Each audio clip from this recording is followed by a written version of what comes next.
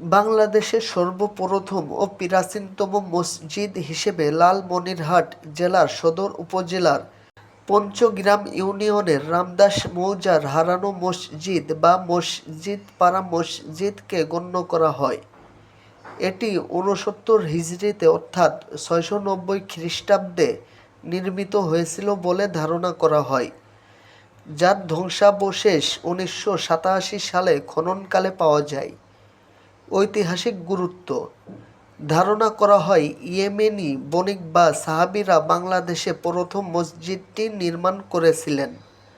অন্যান্য প্রাচীন মসজিদ: এছাড়াও ঢাকার অন্যতম প্রাচীন মসজিদ হল নারিন্দার বিনাত বিবি মসজিদ। অধিকাংশ ইতিহাসবিদের মতে ঢাকার সবচেয়ে প্রাচীন মসজিদ হল ১৯৫৬ বা ১৯৫৭ সালে নির্মিত বিনত বিবি মসজিদ, যা সুলতান নাসিরউদ্দিন মাহমুদ শাহের আমলে তার কন্যা বখত বিনত বিবি নির্মাণ করেছিলেন।